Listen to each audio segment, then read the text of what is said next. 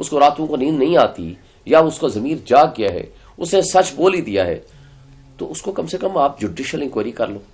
اب chief election commissioner کیا inquiry کرے گا جو خود ملوث ہے اس میں, اسے تمہارے اوپر الزام لگایا ہے, تم کیسے کر سکتے ہو؟ اور تمہاری انکوائری کی جانے والی اس کی حیثیت کیا ہوگی؟ چونکہ اب میں ان کے کنڈکٹ کو, الیکشن کمیشن کے کنڈکٹ کو آپ کو بتا دیتا ہوں. یہ الگ بات ہے کہ فارم 45 آپ کے سامنے ہے میرے, میں نے سارے گوگل پہ سب جگہ ڈالا ہوا ہے, جس دوست کو چاہیے میں ابھی ایک کلک کروں گا سب کو پہنچ جائے گا, یا کوئی ایک گروپ ہو تو اس میں بتا دیں میں ان کو بھیج دوں, سارے آپس میں شیئر کر لیں. فارم 45 میرے ہیں 387, یعنی 387 پولنگ بوتھ تھے, سب کے سب فارم میرے پاس موجود ہیں. اچھا ایک بات اور ہے, صرف فارم میرے پاس نہیں ہے, یہ سب کو یہی فارم دیا جاتا ہے, اور اس کے اوپر دستخط کون کرتا ہے اس کا ذرا فارم 45 کو میں آپ کو سمجھا دوں پبلک کو سمجھنے کے لیے. وہ فارم 45 یہ ہے, دن بھر کی جو پولنگ ہوتی ہے جب اس کی گنتی کرتے ہیں پریزائڈنگ آفیسر اور assistant presiding officer in the presence of the polling agents. میرے کیس میں 34 امیدوار تھے, لیکن چونکہ مین کنٹیسٹ جو تھا 5-6 کے درمیان تھا, لہذا ہر جگہ پہ جو پولنگ ایجنٹس تھے 4, 5, 6, 7 ضرور موجود تھے. میں اگر اس کو 4 یا 5 تصور کروں تب بھی تقریباً یہ 2500 سے 3000 مختلف لوگوں کے فارم 45 کے اوپر دستخط ہیں. ایک پریزائڈنگ آفیسر ہر ایک کا الگ, کیونکہ ہر پولنگ اسٹیشن کا الگ الگ ہے. نمبر 2 اسسٹنٹ پریزائڈنگ آفیسر, یہ تو 2 مسٹ ہیں. پھر 4 پولنگ ایجنٹس تو مسٹ تھے, یا 5 تھے یا 6 تھے کسی میں. میرا تھا, طارق فضل چودھری کا تھا پی ایم ایل این کا, اسی طرح مصطفیٰ نواز کھوکھر تیسرے نمبر پہ آیا, اس کا ہر جگہ پہ موجود تھا. اس کے بعد ٹی ایل پی کا تھا, T L P Tehreek Labbaik Pakistan. اس کے بعد پیپلز پارٹی کا تھا ہر جگہ پہ, پیپلز پارٹی کا چونکہ نیر بخاری کا سگا بھائی یہاں سے الیکشن لڑ رہا تھا. پھر جماعت اسلامی کا آپ دیکھیں گے, جماعت اسلامی کا اتنا نیٹ ورک تھا, اس کا ہر جگہ پہ پولنگ اسٹیشن پہ ان کا پولنگ ایجنٹ موجود تھا. اس کے علاوہ جو انڈیپینڈنٹ تھے ان کے بھی تھے, کسی کے کم تھے کسی کے زیادہ تھے. فارم 45 وہ ہوتا ہے کہ جو سب کو ایک ہی دیا جاتا ہے, مجھے بھی وہی, دوسرے کو بھی وہی, تیسرے کو بھی, چوتھے کو بھی وہی, اور اس کے نتیجے میں وہ رزلٹ کمپائل ہوتا ہے. جب آگے آتا ہے تو ریٹرننگ افسر ان کو صرف جمع تفریق کرتا ہے کہ اس کے اتنے ہو گئے, اس کے اتنے ہو گئے, اس کے اتنے ہو گئے. اب 3000 بندوں کے دستخط کو ایک ریٹرننگ افسر صرف ایک دستخط سے اس کو وہ چینج کر دیتا ہے, اور وہ فراڈولنٹلی وہ اس کو اٹھا کر کے وہ کہتا ہے کہ جناب یہ تو ہو گیا ختم, یہ والے جو ہیں ہم نے اس کو ایکسپٹ کر لیا. اچھا پھر کیا ہوتا ہے, میں جب جاتا ہوں ان کو بتاتا ہوں, خیر وہ الگ بات ہے کہ جو کچھ اس نے فراڈ کیا ساری چیزیں الگ طرف, میں چلا جاتا ہوں الیکشن کمیشن کے پاس. الیکشن کمیشن 11 تاریخ کو, اسی طرح میرے تینوں پولنگ اسٹیشن تینوں جو ہے اسلام آباد کے حلقے, لیکن میرے کیس میں تھوڑا سا ایڈیشنل فرق بھی ہے. الیکشن کمیشن کہتا ہے جی یہ سارا پروسیس آف کنسالیڈیشن جو ہے 48 فارم جمع کرنے سے منع کر دیا, ٹیلی فون کے ذریعے بھی, رائٹنگ کے آرڈر کے ذریعے. 11:30 بجے میں ادھر آ جاتا ہوں GA2 میں, دی پریزنس آف میڈیا. آپ لوگوں کو یاد ہوگا سارا میڈیا موجود تھا. سارے میڈیا کی موجودگی میں میں جاتا ہوں. اس میں آپ لوگوں نے بھی دیکھا, طارق فضل بھی تھا, میں بھی تھا, سارے 4-5 اور جو کینڈیڈیٹس تھے ان کی موجودگی میں ہم جاتے ہیں. وہاں کیا ہوتا ہے, وہ ریٹرننگ افسر صاحب وہ آ کر کہتے ہیں جی یہ ایڈجن ہو گیا, جی تاریخ ہو گئی, پوسٹ پون کر دیا چونکہ آرڈر آ گیا. میں نے کیا کہا, میں نے کہا نہیں ہم نہیں جائیں گے جب تک آپ ہمیں لکھ کے نہیں دیں گے. وجہ کیا تھی کہ ہمیں ان کی بےایمانیوں کا پتا تھا. ہم نے وہاں سے لکھوایا, اوریجنل میرے پاس لیٹر موجود ہے اور سب کے پاس ہے, لیٹر لکھوایا کہ process of consolidation is postpone in compliance of the order of the ECP. Postpone ہو گیا. وہ پوسٹ پون ہو کے میں آپ کے پاس آیا, آپ کو یاد ہوگا اس دن میرا پروٹیسٹ بھی تھا, میں نے پورے میڈیا کو دکھایا اوریجنل. وہ دیکھنے کے بعد سب نے چلا دیا جی پوسٹ پون ہو گیا. اگلے دن پتہ چلا کل تاریخ کو, یعنی کل کی رات کو 11 کو ہی رات کو نوٹیفیکیشن آ گیا. مجھے بتائیں الیکشن کمیشن جانبدار نہیں ہے, غیر جانبدار کیسے ہو گیا؟ جب آپ کا اپنا آرڈر ہے, RO کا اپنا آرڈر ہے, تو اس کا مطلب ہے کہ نہ تو ریٹرننگ افسر انڈیپینڈنٹ ہے غیر جانبدار ہے, نہ الیکشن کمیشن غیر جانبدار ہے. جو کچھ اس نے کہا مجھے بتائیں, مصطفیٰ کھوکھر نے بھی کل کہا کہ وہی بات تو میں کہہ رہا ہوں پہلے دن سے, یعنی فارم 45. اچھا مجھے بتائیں فارم 45 آپ کے صحافیوں نے پوچھا میرے مد مقابل سے یا دوسرے بندے سے, وہ کہتے ہیں جی ہمارے پاس موجود ہے آپ کو دے دیں گے. آج تک میں نے ہر صحافی سے پوچھا بھائی کہیں آیا ہے کسی ویب سائٹ پہ، کسی سوشل میڈیا پہ، کسی کے ذریعے؟ کہتے ہیں جی نہیں آیا۔ اگر وہ وہی ہیں جو اصلی ہیں، جو ہمارے والے ہیں، تو وہ دے دے، اگر فورج ہے تو بھی وہ دے دے۔ جس دن وہ فورجری کرے گا اس دن ہم پرچہ کراؤں گا، میرے پاس جس دن ایویڈنس آئے گی، ایک بھی آر او کو بھی نہیں چھوڑوں گا، طارق فضل کو بھی نہیں چھوڑوں گا، خواہ مجھے سپریم کورٹ تک لڑنا پڑے۔ اس لیے یہ قوم کے ساتھ جرم ہے، یہ میرے آپ کے ساتھ اکیلے کا جرم نہیں ہے، پوری قوم کے یہ مجرم ہے، عوام کا مینڈیٹ ہے۔ 25 لاکھ کی آبادی ہے صرف اسلام آباد کی، یہ اسلام آباد کی بات کر رہا ہوں، یہی راولپنڈی میں ہوا، یہی باقی ملک میں ہوا۔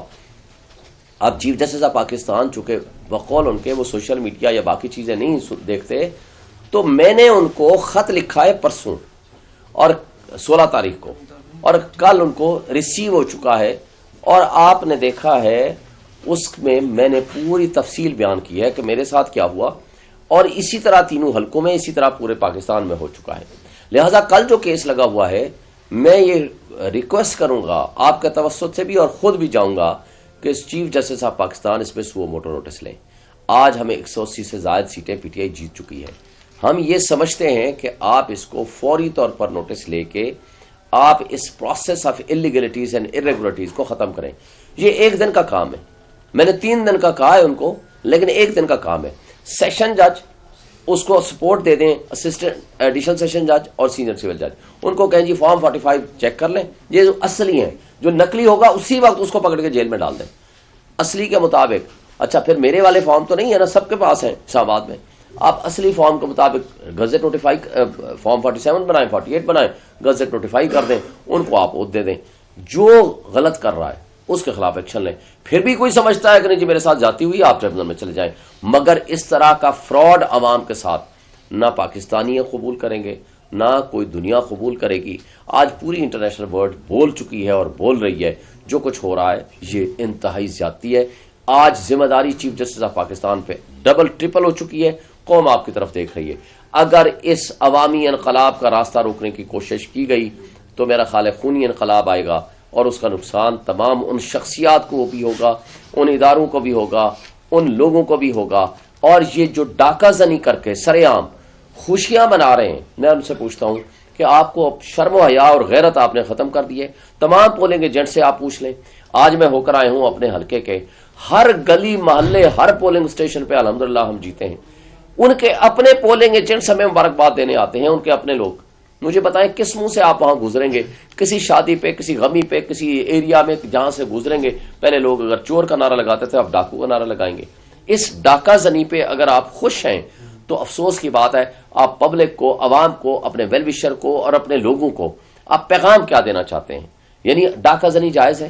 آپ یعنی جو لیڈر ہوتا ہے اس کو پبلک فالو کرتی ہے، پبلک آپ کے بھی فالوور ہیں، ہمارے بھی فالوور ہیں، میجارٹی آج عمران خان کے فالوورز ہیں، لیکن آپ کے جو فالوورز ہیں ان کو آپ سکھا رہے ہو کہ چوری بھی جائز ہے، ان کو سکھا رہے ہو ڈکیتی بھی جائز ہے، ان کو آپ سکھا رہے ہو کہ عوام کے مینڈیٹ پہ ڈاکہ ڈالنا اور اس پہ دھمال ڈالنا وہ جائز ہے، ان کو سکھا رہے ہو کہ بغیرتی کے ساتھ زندگی گزارنا وہ جائز ہے، آپ ان کو سکھا رہے ہو کہ ہم اگر نسلیں تو آج ہے، اقتدار کل ختم ہو جائے گا، لیکن بغیرتی کے ساتھ حاصل کیے جانے والا اقتدار وہ قابل قبول بھی ہے، وہ جائز بھی ہے، اور آپ اپنی اگلی نسلوں کو، اپنے فالوورز کو اس غلط راستے پہ ڈال رہے ہو جو نہ آپ کے لیے سوٹیبل ہے، نہ ملک کے لیے سوٹیبل ہے، نہ قوموں کے لیے سوٹیبل ہے۔ چیف جسٹس صاحب نے فرمایا تھا کہ کاش کے لوگ سچ بولنا شروع کریں۔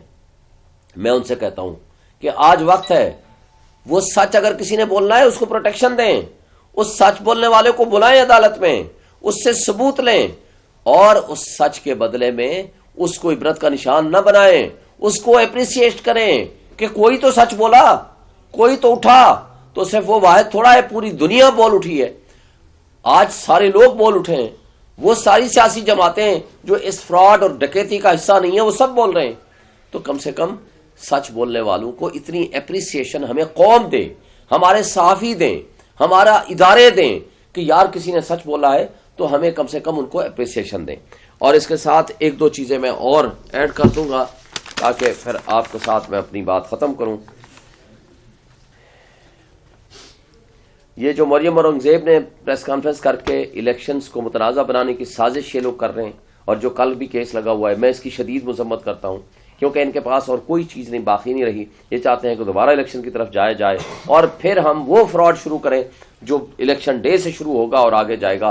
حالانکہ یہ نظر بھی نہیں آئیں گے اگر دوبارہ الیکشن ہوا. یہ کسی جگہ جانے کے قابل نہیں رہیں گے. آپ کو یاد ہے یہ کیا کہتے تھے؟ ساری گل ہو گئی ہے. اور جنہاں نال گل ہو گئی ہے وہ خود منہ دکھانے کے قابل نہیں ہے. آج ہماری عوام سے گل ہو گئی ہے, ہماری بات عوام سے ہوئی ہے, اور عوام اس لیے ہمارے ساتھ کھڑی ہو گئی ہے. اور اس سے آگے میں ایک اور بات, مجھے پتہ چلا کہ شیر افضل مروت کے گھر رات کو چھاپا پڑا ہے. یہ بہت زیادتی ہے. میں شدید اس کی مذمت کرتا ہوں کہ یہ اداروں کو, پولیس کو, جو لوگ اس میں ملوث ہیں ان کو چاہیے کہ ان حرکتوں سے باز آئیں. اس لیے کہ ہمارا بنیادی جمہوری حق ہے ہم اپنے پرامن مظاہرے کریں, پروٹیسٹ کریں, ہم اپنے لوگوں کے حقوق کا تحفظ کریں. خواہ کوئی بھی ہمارے پیٹھے برکر کے ساتھ کوئی زیادتی ہوئی تو ہم پرامن جدوجہد کرنے کا حق رکھتے ہیں, اور میں اس کی شدید مذمت کرتا ہوں. اور آج عمر ایوب صاحب نے بتا دیا آپ کو, انشاءاللہ ہم وفاق اور پنجاب میں حکومت بنائیں گے. اس کی تفصیلات آپ کے سامنے آ چکی ہیں. اور پشاور میں 9 مئی کا فالس فلیگ آپریشن کرانے کی کوشش کی گئی.